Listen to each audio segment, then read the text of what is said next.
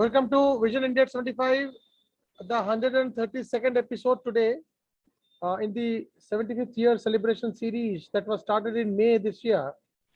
And we are towards the fag end of the year, and General V.K. Singh, General Brigadier Apte, people like Colonel Ranjit Singh, former Chief Justice of India, K.G. Balakrishnan, Admiral R. Dhawan, these are the kind of people who have really supported this summit, this series over the last 6-7 months, and we are going strong. A lot of monologues also have been completed. Today, the topic that we will talk about from a summit perspective is not a monologue, but yes, considering that you are the only speaker as of now, and Major General Ranjit Singh is going to join us very soon. He's having some network problems. He's just landed from USA yesterday. And General Ranjit Singh will also be speaking to us because he's handled manpower issues in the army, which takes care of almost 13 lakh people. And here we have another army personnel, somebody who knows the army for 30 years, and then was also with the bureaucracy for 5 years as the Joint Secretary of National Human Rights Commission.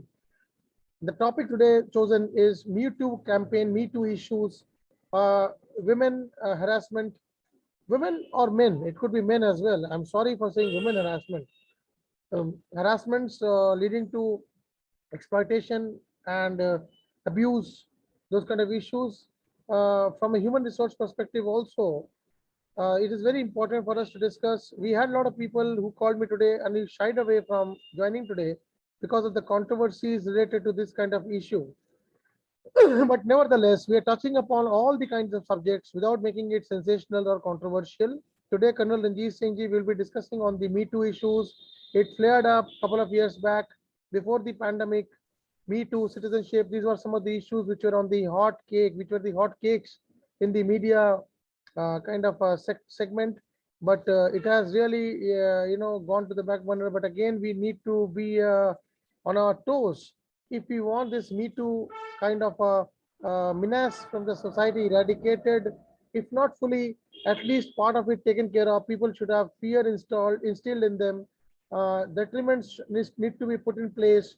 Legal guidelines, they are coming up after Vishaka case in the year 2016, I guess, if I'm not wrong. So these kind of issues need to be discussed time and again so as to make India an evolved society, a society which is safe for citizens, not only for women, but also for men. As we are evolving as a society with technology coming into the picture, it's not only the women who are at risk, but also the men are equally at risk, if not, more, as somebody may say. And what are the issues that have plagued the concerned subject for the last few years? How have the whistleblowers been treated? What has been the outcomes? What are the current situations? What is the way forward? And what are the suggestions from a human resource perspective, NHRC perspective, from a legal perspective, from a national perspective around this particular subject? Over to you, Colonel Ranjit Singh ji. Jai Hind and Namaskar, please. Jai Hind, Amit ji, thank you for inviting me for this issue. Today I'm alone there, or somebody else is also on the web page? I have already, briefed you about it, that Major General Ranjit Singh will be joining. He's having some technical problems, but rest you can start the show now. Right, Amit ji, thank you. Amit ji, crimes against women is not a new phenomena, neither in India nor anywhere in the globe. But of late, crimes against women are on the rise. May it be India or maybe anywhere, either it is Europe or Africa or any other continent in the world.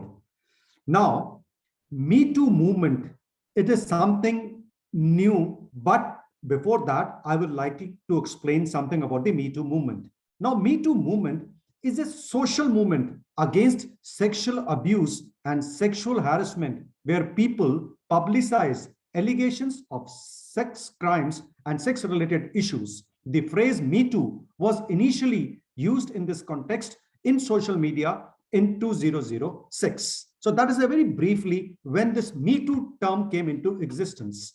In India, this phrase was extensively used in September of the year 2018 when actor Tanushri Datta leveled accusations against actor Nana Patekar and director Vivek Agnihotri and some other bigwigs in Hollywood, Bollywood, and accused them of some sexual harassment and some related issues. So in India, when the social networking sites are gaining more prominence, and there is a revolution in the social media. So Me Too movement, especially in 2018, just prior to pandemic, came into more limelight than it was earlier. Having said this, I don't say that gender and women related harassment was not earlier, but in 2018 in India, it got a fresh lease of life.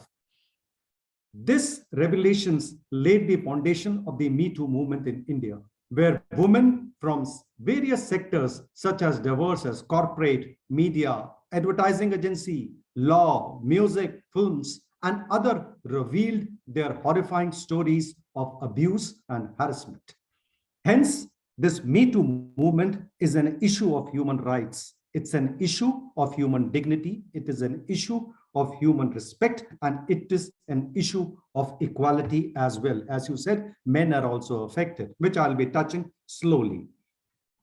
Now, having said this, some of the modern scholars are saying that this is a powerful new tool in the age of social networking sites of human rights domain. So what I mean, it is a new tool to raise awareness and to bring into limelight various excesses and abuses related to human rights into the society. International organizations like UN Women, ILO are also working extensively on it. A convention on violence and harassment was signed in 2019. Very few countries have signed it because it is yet to be ratified, but that is a new convention which came into vogue in 2019 of June, which focuses on violence and harassment against this women issues. Now, Me Too movement helps to show survivors of sexual abuse that they are not alone in their movement. People are with them. It also helps to improve awareness about sexual violence, knowing just how widespread sexual harassment and the various issues related are prevalent in our society.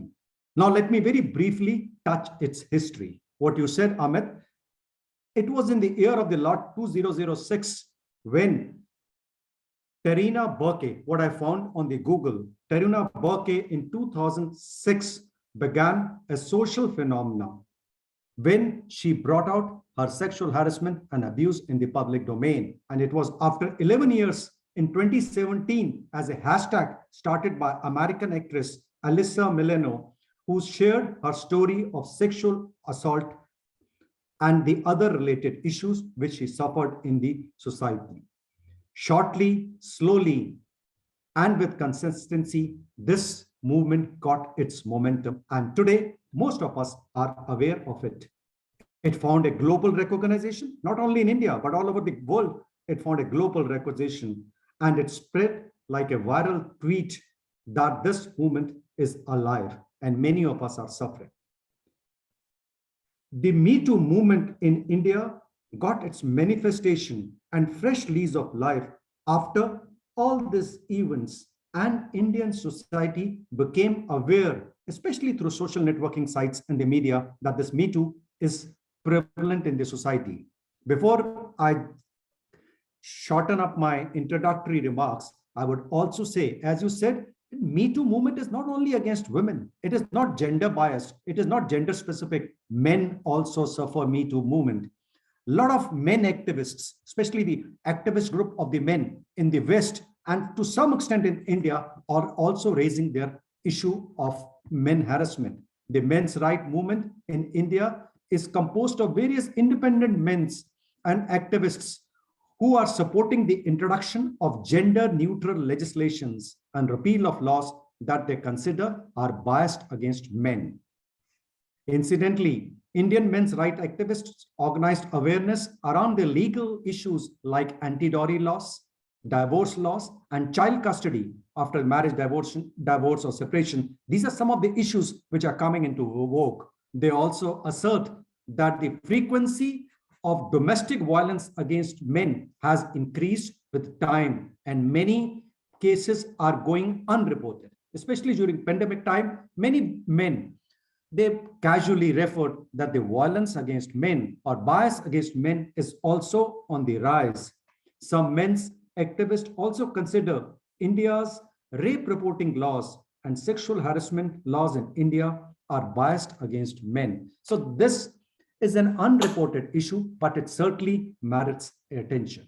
So Amitji, this was a brief, what I thought brief in history and its impact in Indian context about the Me Too movement.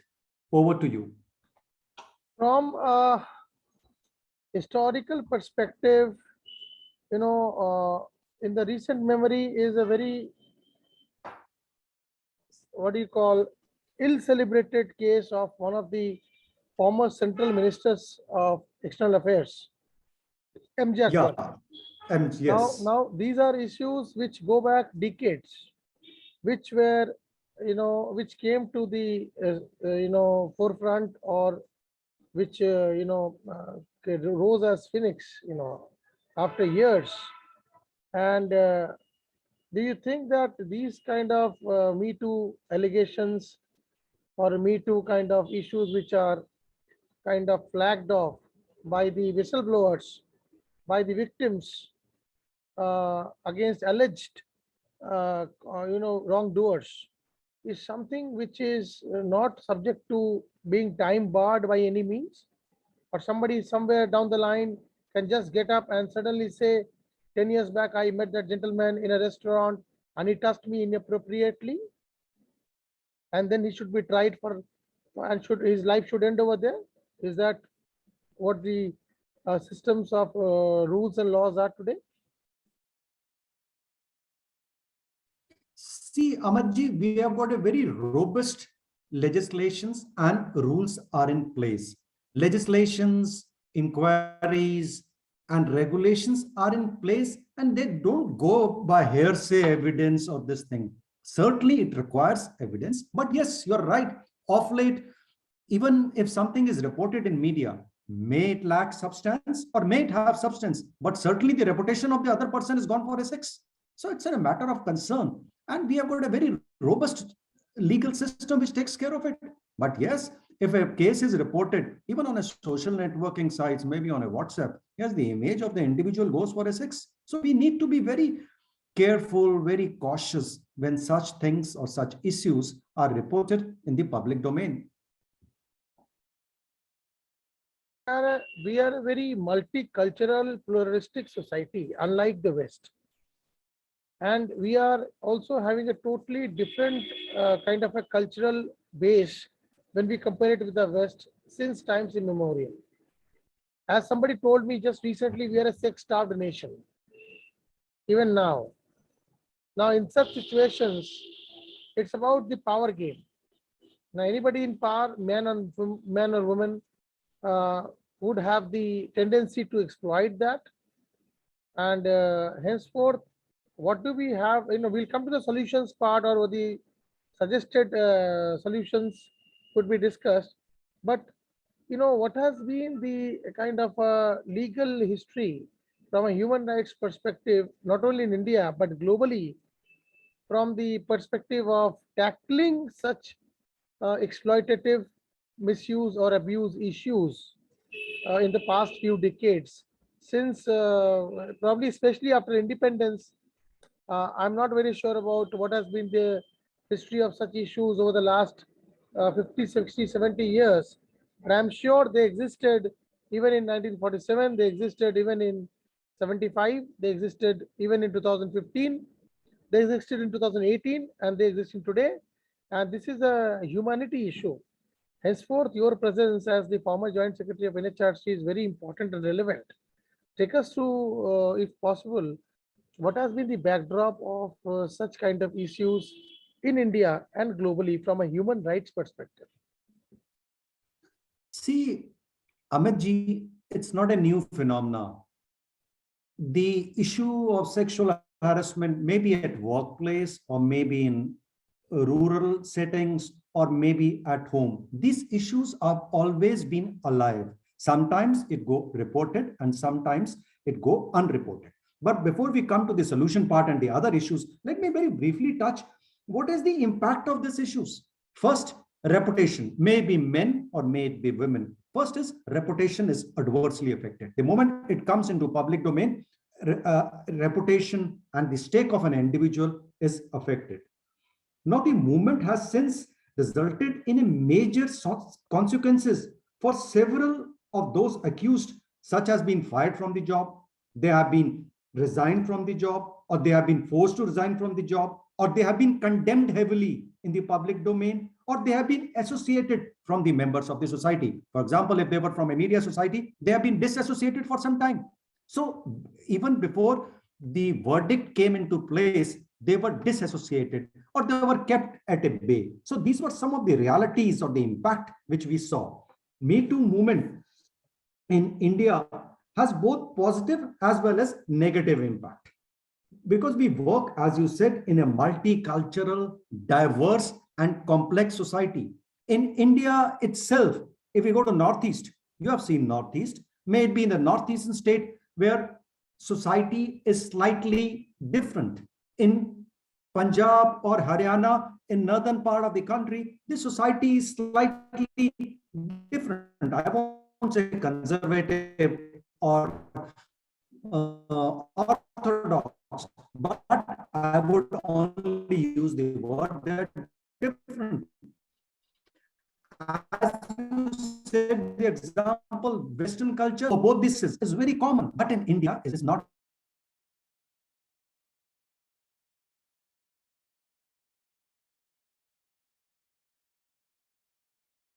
this.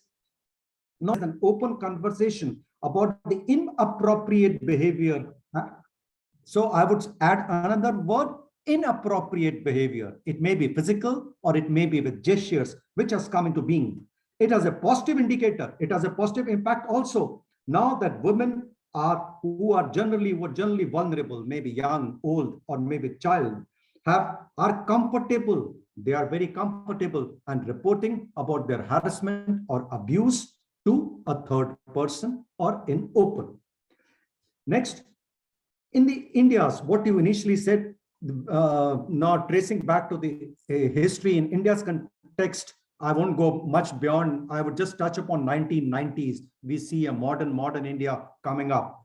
It was in the year 1990 in the Rajasthan government employ when a Dalit woman who her name was Bhabri case, which Bhabri Devi, which came into much reporting. She was working on child marriage. She was working on the various issues related to gender and the other development programs. She was gang raped by some people.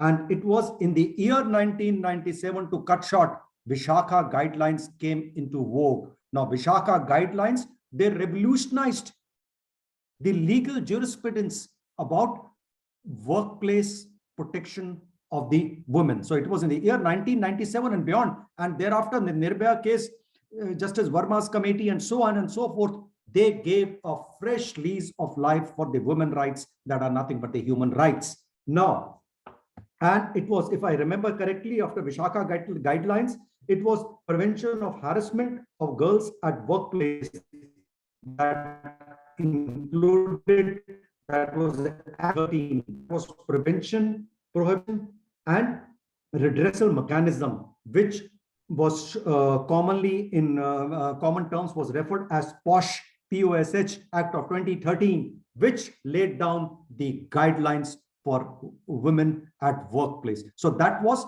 a stepping stone in India. Our legislation is very robust. We have got no dearth of legislations, rules and regulations. So it was in the year of the Lord 2013 when this POSH came into being and guidelines were laid out for women at workplace.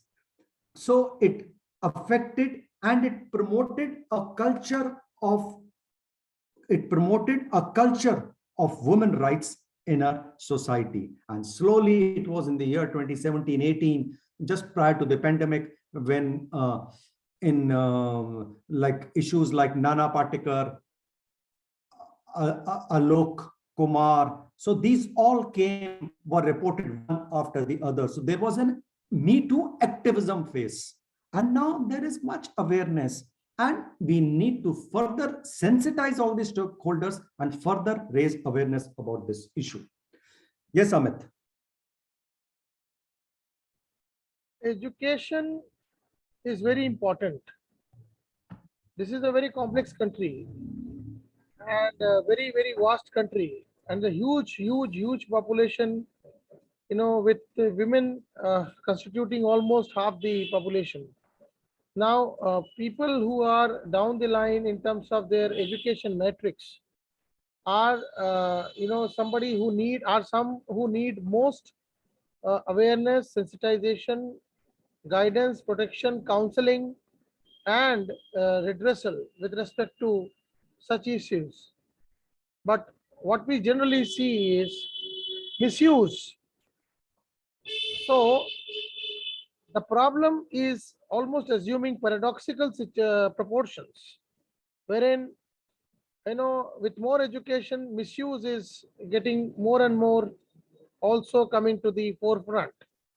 People are, having a tendency to misuse the stringent laws and regulations, because we can suddenly out of the box, out of the blue, make some laws or regulations, some Nirbhaya guidelines, Vishakha guidelines, but at the same time, the society overall hasn't evolved and isn't evolving or moving towards that kind of a egalitarian or that kind of a utopian society. So if we are not, in that case, just, making these laws stronger, do you think they can really not stand skewed in favor of people who misuse it and lead to paradoxical proportions when it comes to such sensitive matters of society, wherein more education, more empowerment leading to more misuse? Amit ji, what you said, we need more laws. See, laws are already there. There is no dearth of laws. There is no shortage of laws, rules, regulations. It is the implementation of the laws which we need to lay more focus I am upon. not worried about So it is the Ranjit ji, I'm not worried about the laws. Laws, I'm sure were there 50 years back. Also, Baba Sahib Ambedkar was also aware about constitutions, necessity to invoke such issues also directly, indirectly through various articles. Now, in the name of, freedom, education, empowerment, emancipation, etc., as I said, the issue is about misuse, which is coming to the forefront more than the laws. The issue is about misuse of the laws by people who are not exactly prone to such, kind of, if you may call it, yeah, fettered lifestyle, then what do you say to that? I have lost your voice. I said the issue is with respect to misuse of the laws, not laws Yeah, not being there. yeah, Amit ji got. See, now the moot point which you have said is the misuse of laws. Now, whatever has happened has happened. We can't touch upon that. But how do we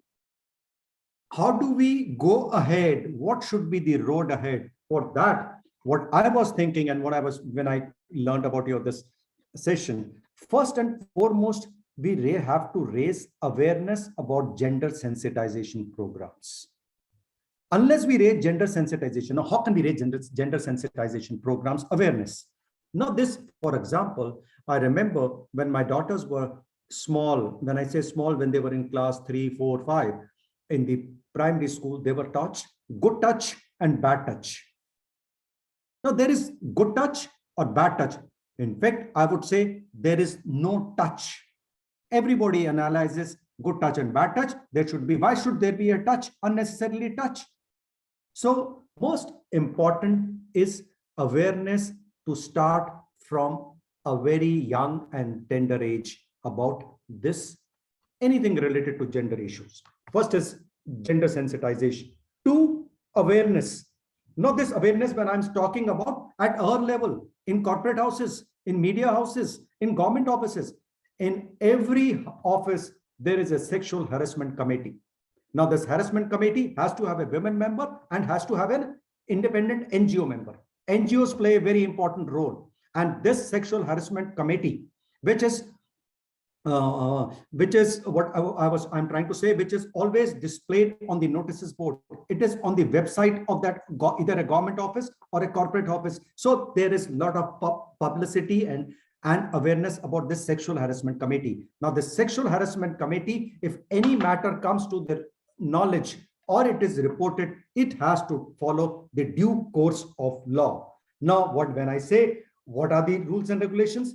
Every employee, especially the women, they have to be aware about CEDAW and the other posh rules and regulations which are in place. They have to be awareness. And how do we raise awareness? For example, in most of the good offices, there are gender sensitization training programs run once in 6 months or once in 3 months. So there is a need for gender sensitization training programs, whether it is corporate, I'm not saying corporate or government, but in any organization, more than 10 employees, sexual harassment committee has to be in place and gender sensitization training programs have to be in place.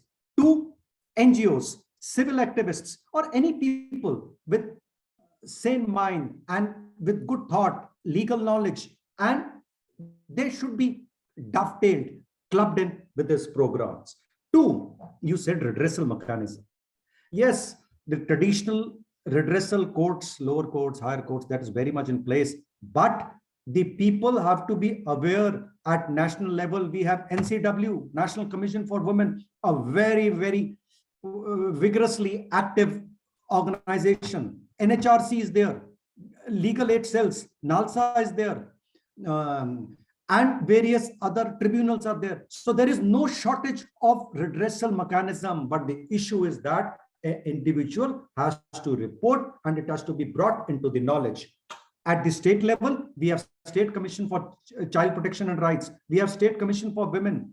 We have State Human Rights Commission. In India, out of 29 states, 25 states have State Human Rights Commission, and balance 4 states are affiliated to the bigger nearest territorial jurisdiction by states. So redressal mechanism is very much in place. And yes, there is awareness. Now, many cases are not going unreported. People are coming forward to report the issues. Delhi Legal Aid, SALSA. The other day, I was in Rajasthan last week, gone to my unit in Army. I saw, it was not a case of Army, but I saw the legal aid cell in Jaisalmer for the civilians. It was, the accused were there. So I saw somewhere else in Haryana also. So legal aid cell awareness mechanism is on the rise and people are getting aware of it. Third, naming and shaming. I won't say much about it. Naming and shaming is must. Fourth, deterrent punishments. Deterrent punishments have to be given. Next, there has to be transparency. There has to be time-bound redressal. Time-bound redressal. It should not be lagging around for many years. So these are some of the suggestions which I thought, Amit, I would share with you. Over to you. Have you ever seen any office displaying a notice, something like saying that, let's try and remove the root cause of such kind of vague situations which can lead to destruction of life and career? Probably a notice displaying that no physical touch will be allowed inside office premises by either man or woman. No physical contact. Now, is there a problem if something like that is displayed by any particular establishment? Public display of affection, who follows it? We want to emulate the West everywhere. At the same time, there are laws. It's a PDA is quite illegal as far as my knowledge goes. And then the vague lines are not drawn as to what is public display of affection, what is not vulgar, what is not obscene, what is obscene. Today, something which was out of love, out of care, out of affection could suddenly turn out to be a rape case. Now what to do? Amit ji, I will give a very small example that is out of the context. We all, whether you're in Delhi, Calcutta, or Bombay, wherever we may be, we all go in lift. When we are climbing in an office or a mall or anywhere we go, there is a common use of lift. In lift, men are also there and women are also there. I would say men, I say all, male and female, both are there. Now, many a times when you're in lift, you may touch by mistake. A lift capacity may be 8 to 10 per person, but 14 or 16 people or 12, 14 people are going in the lift. So you may touch. So the bottom line remains, what is your intent? And your intent you can see. Your intent is not only physical, but your gesture, in your eyes, in your body language, and of course with your physical touch. So basic is your intent. If your intent is clear, nothing is wrong. But moment your intent, your thought process, maybe in gesture, so that is the line, very thin line of difference, and you have to draw this Just a Over to few you, days Amit. back, there was a issue that was flagged off on the social media, which became quite popular. The term used is viral. I am not really very fond of the term viral because it basically insinuates towards a sickness. So, personally, I believe it's a sickness. Anyways, if it's about being popular, something which became popular recently was 14 seconds is the duration that you cannot look at or gaze at a woman. Beyond that, it's annoyance. It could lead to annoyance, disturbance, harassment, and even intimidation under section 503 to 510 of the IPC. Now, 14 seconds. I mean, what is this going on? Where are we? Amit ji, I can't comment about 14 seconds. It's a matter of a legal preview. I'm not a lawyer, so I can't touch upon that. But yes, these items came into viral in social networking site, and now off late, e-trolling or e-Me Too movements or anything to do with your computers and on the social networking sites, that is gaining prominence. So these are some of the issues which we need to raise awareness. We need to educate our society. India we are doing wonderful job. We What need, about but systems? I was talking about huh? systems. We can raise awareness, create awareness, draw, but until unless we, segment these things or partition these things into black and white without leaving shades of gray, I mean, these things will become a topic of quite a big entertainment for the world. And careers, lives will be at stake. Society will suffer. People will be scared. Independence, freedom that we all talk about, we are so proud of as a democracy, will be directly, indirectly affected because even if somebody has having a good intention, he might be, incarcerated for something which he never intended to, because just somebody just flagged off or blew a whistle based on the whims and fancies of the circumstances one was in, and it could lead to destruction of a career. From a national human rights perspective, let's talk about the real facts. National Human Rights Commission vis-a-vis such issues. So take us through the journey of NHRC on this. See, though now, right now, I'm not in the NHRC. I was there few years back. Yes, it's a very, very robust organization. It's a very vibrant organization, and it acts like a watchdog. If I remember correctly of my past experience, in an average in a year, about 90,000 to 1 lakh complaints every year are lost in the NHRC. So that is the huge amount. I'm not saying about the Me Too movement. I'm saying general nature of complaints pertaining to human rights. It may be against police atrocities, it may be against gender issues, maybe women, but there is such a huge volume of complaints are lost in the NHRC. So what does it reflect? It reflects two things. Firstly, the system is in place. And second, the trust reposed by the common man in such an institution. So these are the two things, what it reflects, what it comes out of this. So NHRC is a very, very vibrant organization. It delivers what it has to deliver as per its mandate. And it is in place. But people have to be aware. We people stay in big towns, but small villages, are the people aware what are the redressal mechanisms? What are the laws? So everything starts around literacy and awareness and sensitization. Laws are very much in place. It is awareness, sensitization of all the stakeholders, and getting into place. So that is about what I have to say, Amit. I am a staunch believer of precaution vis-a-vis treatment.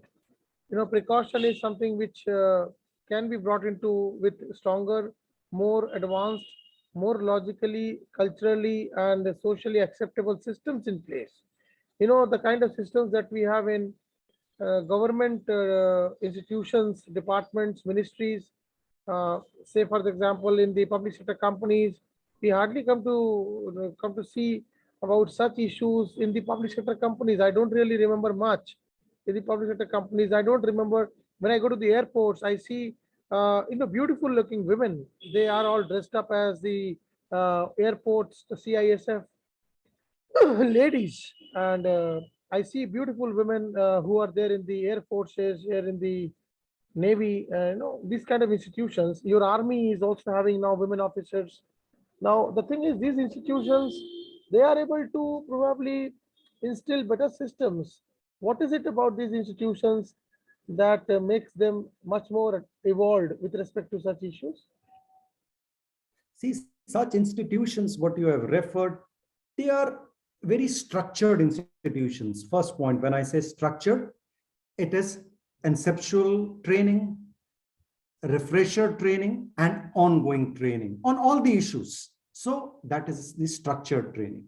Two, there are institutional checks and balances. In these organizations, there are checks and balances. If something is reported, there is, of course, a mechanism to take ahead of it. And third, the redressal system is fairly strong. So these are the true issues. Firstly, it is structural. Two, it has been institutional checks and balances. And three, there is a robust redressal mechanism. So these are my 3 points about what you asked. Now, what about the industries which are very, very, high return industries like the media, the film industry, entertainment industry, the services sector where the salaries are huge, returns are wonderful, careers are amazing. When you compare them with the manufacturing again, I believe there is again a huge, kind of a difference between the kind of issues which get flagged off in these glamorous sectors when you compare to those non-glamorous brick and mortar sectors. Now, what does this story tell us about the kind of a trend that emanates out of these kind of issues See, vis-a-vis I've these never kind of served in any sectors? of the See, I've never served in corporate or any of this glamorous industries, what you named. But what I know certainly, after the POSH Act of 2013 and the CEDAW implementation, CEDAW is Convention of All Forms of Elimination and Discrimination Against Women. Commonly, we call it CEDAW. It is very right. Any organization with more than 10 employees, maybe 9 men and 1 woman, or maybe 9 women and 1 man, they have to have sexual harassment committee in place. That committee has to be notified. It has to be put on their website. It has to be put on the notice boards. And any woman, maybe movie industry, film industry, or whatever may be the industry, that has to be in place. Having said this, if they are not in place, these are very, precarious issues which the society as a whole have to look at it. And how can we look at it? Unless we have a positive mindset. Here comes the issue of a change of our mindset and attitude towards the problem. The problem lies in our attitude, in our mindset. So we need to change our mindset and attitude for any problem. In right now, you were saying there is a problem, but there is a problem. What is the cause? We have to take prevention is better than cure. So we need to change our mindset and attitude. Two, from the human rights perspective, the concept of equality has to be dovetailed in our system. The women have to come in the decision-making role. Women have to come in a lead role. So unless there is gender equality and we remove the gender imparity, it may be a matter of time. One of the TV debates I was seeing, the women in decision-making role. When I mean leadership role, is just negligible. We may say, oh, we have got gender equality, women 30%, 40%, but they may be at a very up the ladder level. They may be at a feeder grades. So, but at a leadership role, we have to have women in place. We have to change our mindset and attitude. We have to empower women. And lastly, before I say anything, we have to empower a woman. And how do we empower a woman? We empower a woman by knowledge. We empower a woman by giving them technical skills. We empower our women by bringing them on an equal platform. There is no distinction. And lastly, women have to themselves have to come out of their stereotype roles, come out through knowledge, empowerment,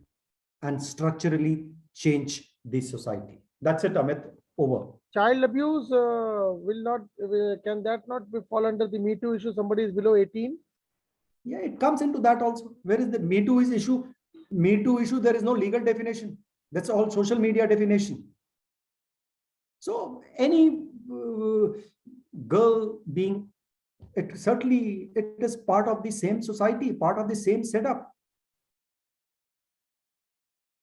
I and had, that is for both rich and poor, famous and infamous. I got a call from Justice KG Balakrishnan today stating that he's got a meeting with the current Chief Justice, Mr. Ramanna. So he definitely wanted to talk on this subject because we had planned this with him in mind for sure, because he was telling me how constitutional posts should be, treated separately in a little different manner when it comes. Yeah, to you're right, Amit. the I post. can't, I would not like to talk about this constitutional posts because it is not in my domain. I'm just talking as a private citizen. So yes, these are some of the issues. When we say gender empowerment, this includes, when I say decision-making load, these are all part of the smaller issues of the larger domain. You know, when you blow a bubble, there are small bubbles in a big bubble.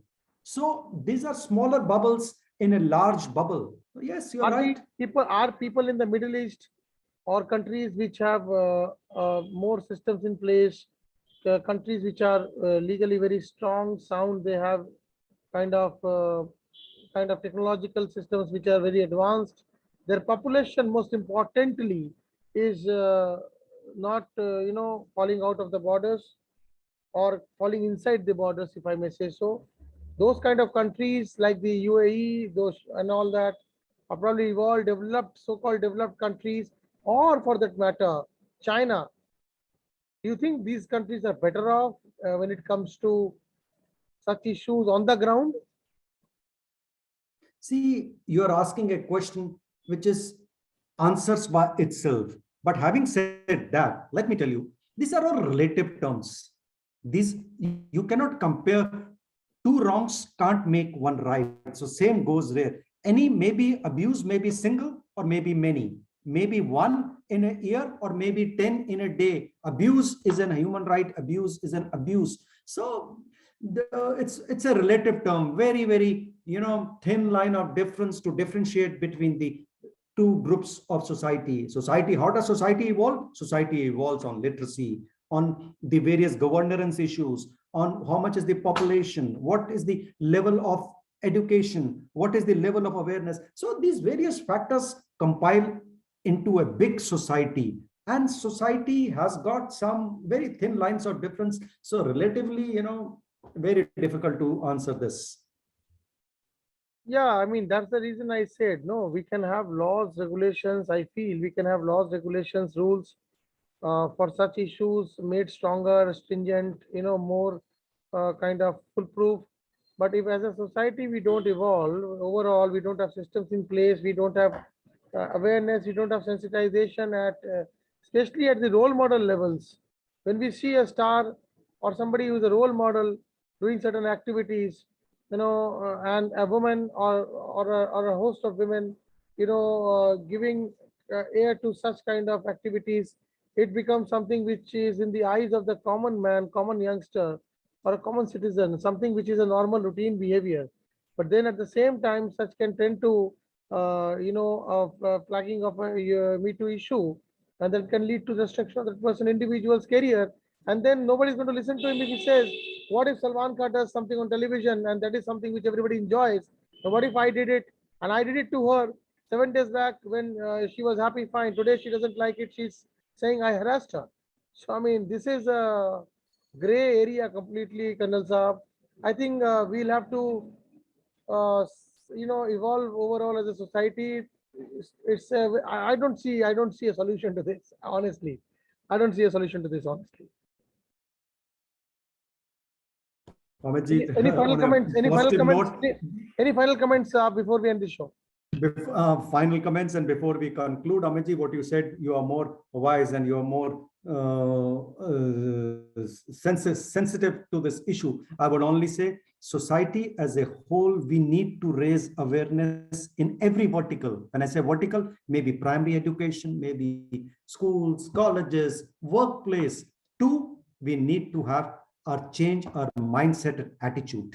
As you said, prevention is better than cure. And thirdly, institutional checks and balances in form of redressal, courts, tribunals, commissions, these are in place, and they are a robust network of redressal mechanism is in place. It needs to further strengthen its mechanism. That's all, Amitji. Thank you. Azam, it will be a pleasure for the entire the social community, the corporate world, because Vision India Forum is reaching out to most of these people now.